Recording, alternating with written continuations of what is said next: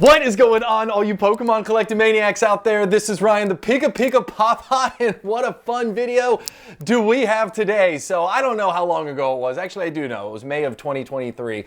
I had this crazy idea that I was going to create my own Pokemon index funds. And to be honest with you, I know nothing about creating an index fund, so I could have done it completely wrong. But what we have here is a group of cards or individual characters or booster boxes that we have been tracking the price of over a period of time, and I'm going to go with you how we do it and how we look at it. But for me, I thought there was a couple different reasons why this might be really cool, and again, this is all just a fun video. But for me, you know, we know that booster boxes and elite trainer boxes, like, there can be a storage issue, right? Like, if you're going to invest for 20 years like I plan on doing, I'm going to have a whole lot of storage for all the sealed product that I plan on keeping. Now, if there was such thing as a Pokemon index fund, I wouldn't have to store any of it, right? I could just buy shares of the fund, and I would be able to partake in some of the upside gains of those products over the years. You know, the other thing that I thought about this was picking a winning card, a winning single, is really, really difficult. Like, even in, we're going to look at some Charizard singles, we're going to look at some Pikachu singles, like, even in those spaces, like, you can be wrong. And when you're wrong, especially when you're talking about cards that are $5, $10, $15,000, like, if you make one wrong decision, we have seen where it can have catastrophic results, at least in the short run, right? Like, if you never realize a loss until you sell it. So if you really love it, it's for your PC, you could hold on to it for as long as you wanted to. But sometimes it's really hard just to find that one card that's going to outperform the market. And then again, you know, hey, listen, sometimes you want exposure to a bunch of different things, but you don't have $5, $10, $15,000 to plop on a single card. If there was some ETF or some Pokemon index fund where for $100 share you would have, you know, a fraction of a 1999 base set first edition Charizard Holo, that would be pretty darn cool. And maybe you believe in that card and you believe that, hey, this is the biggest grail card in all of Pokemon, it's going to do well. You don't have, you know, $100,000 to drop on it, but you want a piece of it. There's all kinds of things, and there's some small things that exist like this in the sports card market. I haven't seen it in the Pokemon space. Maybe it does. But for me, it's a lot of fun. And then the other thing that's really hard for me, and I'll be honest with you, it's hard for me to separate the collecting from the investing side of things. There are sometimes I buy a product and I'm like, okay, PikaPikaPapa, you are buying this as an investment. You're paying $60 for it. When it gets to $120, you are going to sell it. Well, what happens? It comes in the mail. I get my hands on it. I put it up on a shelf, or I put it in the office, and then I fall in love with it. And then when it hits $120, I don't want to sell it, right? Like, I just, for whatever reason, and I think that if it was more of an intangible object, you know, like a stock or some kind of ticker symbol that I could invest in, I think it would be easier for me to part ways with. I'm always struggling with the collecting versus investing side of things, and I'm just fortunate enough that I love Pokemon. Like, I love Pokemon so freaking much. I'm fine if it's a collection, I'm fine if it's an investment, but it's a lot of fun. So I did an index last year, and you all had a lot of feedback. I've asked you for feedback, and I'm going to ask you for feedback today. If you would like to see something else indexed, drop it in the comments down below, and I will try and work on that for you. But what we looked at last year that will continue into 2024 is the Charizard Top 15. I'm going to spend a couple minutes explaining to you exactly what that is. Then I did a ETF for a Sword and Shield booster boxes, right? Then I did 2021 and 2022 Japanese sealed booster boxes. I did Pokemon Center Elite Trainer boxes because you know how much I absolutely love them. And then Roaring Skies and Lost Origin, the top 20 cards from those sets, because, hey, listen, I love looking at Roaring Skies. I think that's one of my favorite sets that's out there right now. I think it's way undervalued, so I decided to do that on here. And then Lost Origin, I think, has the opportunity to be certainly a top 3 Sword and Shield set in the future, so I thought, why not start it now and just see how long it progresses, or how long it takes to get up there. Now, you all have provided me with a lot of input, so these are the new indexes that we're going to have for 2024. So just like we did a Charizard Top 15, we're going to do a Pikachu Top 15, except it's going to be Japanese. Listen, I love Pikachu, you love Pikachu. The Japanese Pikachu cards are absolutely fire, and you all have asked for more Japanese content, so I thought, how much fun to marry all of this together. So the top 15 Pikachu Japanese cards,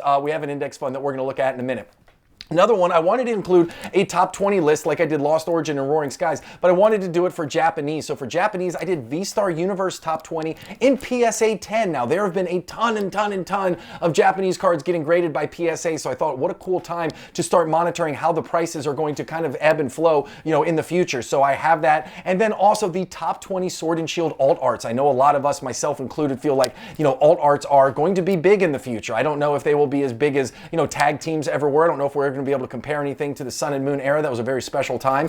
But I certainly think that if anything from Sword and Shield has the opportunity to get really, really crazy in the future, I think alt arts could do that. So I have the top 20 all listed out, and we're going to index them moving forward. Now, as you can imagine, there's a ton of work that goes into this. So if you enjoy it, if you find value in it, hit that subscribe button. If you like what you see, give us a thumbs up. And as I said, questions or comments on this one, drop them down below. I read all of them. I take them to heart, and I try and layer them into future videos to, you know, provide more value to you guys, because that's why I exist. So with all of that out of the way, let's get into these. Now, I told you I was going to walk you through the Charizard Ultimate List. So what I did was I go to Polkadata.io and I look for the 15 highest valued Charizard cards, but I look for them in PSA holders because remember, this is an investment. So I want these to be graded. I want these to be authenticated. I want these to be in PSA holders, but I need to go beyond that. So, right, I didn't want to have, like I said, I didn't want to have a Charizard Holo, you know, first edition base set in PSA 10 on here because the price of that was just too high. So I said, hey, listen, if it's in a PSA 10 and the value is over $10,000, I'm going to pivot down to a PSA 9 and I'm going to include that in here, and you'll see there's a bunch of PSA 9s on here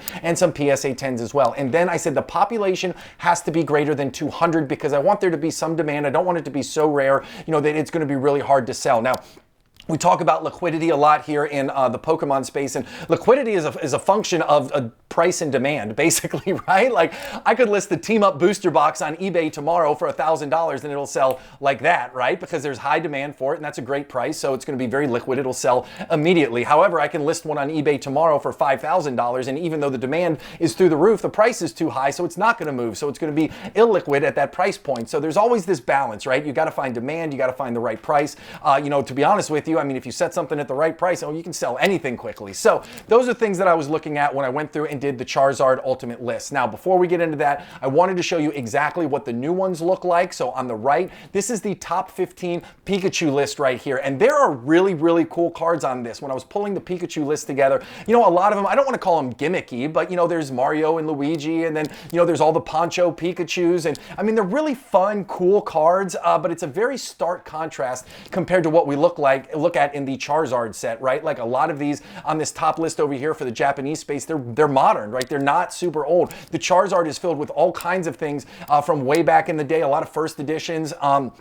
So it was interesting to pull this list together, and I think it's only going to add value to this because we'll have these ultra-modern Pikachu cards that are highly valuable, highly desirable. Then we'll have a lot of these old-school Charizard cards, which really are like the foundation of the Pokemon investing and collecting space. So it's going to be interesting to see how these two indexes move over time. And then to the left of that, you'll see this is the Japanese V-Star universe. This is the top 20 cards in PSA 10, and again, I use Polkadata.io for these price points. So here's how they all are. So it's going to be interesting to see how these prices move over time, and I just thought this was a really cool view, so I hope you all enjoy it as well. Now, getting into it right here, this is the Charizard Index Fund. So you'll see I have all of the cards listed out right there. Then I have their price on 5/22. That was when I started this index fund. Then obviously I have the PSA and the grade right there. I just pulled the data on the 18th. So this is the new price. And then in that next column, you can see the change in price. Now, there are two different ways that I thought about looking at this, okay? So let's say it's $1,000 stock, right? And you buy there's 10 cards. You would buy $100 of every single card, right? So you buy $100 worth of all 10 cards. So that's $1,000, right? 10 times 100 is $1,000. But what happens then is like the Charizard GX Hidden Fates, right? So that card is $710. And then the Charizard Holo first edition base set card is $16,000. So you're going to have a bigger piece of the Charizard GX Hidden Fates because you have $100 of that $710 price, and you're gonna have a very, very, very, very small piece of that Charizard Holo base set first edition card, right? Because the price is $16,000. So $100 into that is infinitesimal compared to $100 into the Charizard GX Hidden Fates. So then I also did just an even percentage of each one. So we're gonna look at these two different ways to skin a cat. But really the even percentage is just gonna be a kind of a summation of the total price movement for these cards over time. So we have two different ways to look at it, and I thought it was really fun. And again, I said this in the beginning, so hear me loud and proud, like index funds is not my jam. I have many talents, but creating these is not one of them. So this has been a lot of fun for me, and I hope you guys enjoy it along the way. Now, What was interesting is from May to August, this one performed really, really well, like super strong gains. But the majority of those gains, if you remember the video that we did, was driven by some really high Charizard Holo base set first edition PSA 9s. Like there was a couple that went near $30,000. Now, if you look at the most recent price, it is down to $13,700. So from when we first started this, it is down 15%. Now, when you look at that, right, from an even percentage, that hits you more than from an even dollar percentage, right? So you see that the even dollar percentage for this whole Charizard list right here, the Ultimate Charizard collection, is down 1.6%, and the even percentage is down 5.1% because you have just as much exposure to the Charizard Holo base set first edition that you do to the Charizard GX Hidden Fates. And it's interesting, if you go down this list, you'll see exactly what I was talking about earlier. Some cards are way up. If you pick them, you've done well. Some cards are way, way down, like the Dark Charizard Holo from Team Rocket right there in PSA 10 is down 31%. But if you go down one more line, you look at the Charizard Gold Star from Dragon Frontiers, right? That one is up 50%. So you could have tried to pick these individually. You could have had some kind of crystal ball or some kind of magic Pokemon picking skills and picked all the right ones and missed all the bad ones. But guess what? I think that this index fund was really cool. And if nothing else, like I said, it's tons of fun to watch how these cards are going to move over the next couple years. Now, the very next one right here, Sword and Shield booster boxes. Now, this is another thing that I love when I think about this from just an ETF, right, or a fund perspective. So from May to November, this was really down. This index was down a whole lot. You'll see that it was down 7.6% in the one view and 8.9% in the other view. And in the last video when we did this, I said this is a great example of where if this was actually an ETF or a fund, I would be putting all of my money into it because the fund was down and I have all the faith in the world that Sword and Shield booster boxes are going to go up in value. So what do? We always say, hey, buy what will go up, not what has gone up. Buy things that are out of favor, not when things are coming into favor. So we said we would have dumped a ton of money into this. And if we have, look, it is absolutely flipped to the positive now. So that's really exciting. So the last time we looked at it, it was down, like I said, 7.6 and 8.9%. But now from May to January, guess what? It is up 1.6% or 3.3%, depending on how you want to slice it. Really, really, really cool stuff. And to be honest with you, I would still be putting money into this index fund right now because I don't think we've even come close to seeing what these Sword and Shield booster boxes are going to do over the next 10, 15, 20 years. This would be a buy and hold fund for me for sure. Now, the next one right here is Japanese boosters. So I did include this in the original list because I had some Japanese exposure, but this has been absolutely insane. In a sea of red and a whole bunch of turbulence, these Japanese booster boxes have just been steady Eddie. Like they haven't grown much overall in its totality from the first time we looked at it in May to August. Like now it's up a couple of percentage points, but the fact that it has been so steady when we've seen a bunch of fluctuations here in the English market, it's just absolutely incredible. Now, I am trying to find the best way to get prices for Japanese booster boxes. This involves me doing a lot of initial searching on Polkadata.io, but then I have to go into eBay and then type them in there because I want to make sure that I'm getting accurate prices. So I'm still trying to find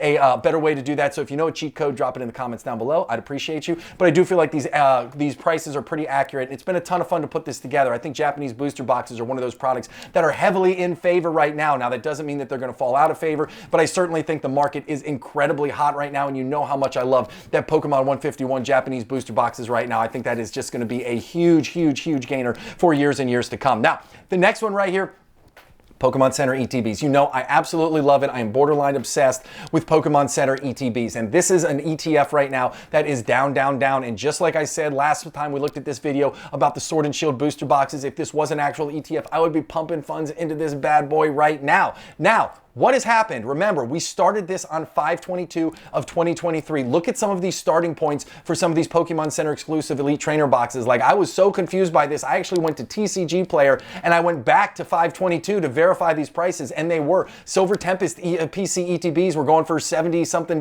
Same thing with Fusion Strike. Same thing with Pokemon Go. Pokemon Go's been in stock for years, but I validated this was the actual price on those dates. So we had a really high starting point for a lot of these Pokemon Center exclusive Elite Trainer boxes. Now, what is bailing this out is the new ones, right? Like I talk about it, it's almost an arbitrage event, right? You buy these, you pre-order all of these Pokemon Center exclusive ETBs, and almost the day that they launch, they do a small restock, then they sell out, and then they just absolutely spike in price in a short amount of time. Now, again, are you doubling your money in a couple of months? No, but you can't find many places in Pokemon where you can double your money in a couple months. That's just unrealistic expectations. But look at the Paradox Rift, the 151, Obsidian Flames, Paldea Evolved, like all of those are in the $70, $60, $90 range. Like that is a not bad gain in a very short amount of time. So I'm a big believer in this. If this was an actual ETF, I would absolutely be putting some money into it because, again, I like to buy what will go up, not what has gone up, and I like it when things are out of favor. And I do think that in the long run, once a lot of these start to switch to sold out, some of the original Sword and Shield ones, I do think we'll see some price gains there. Now,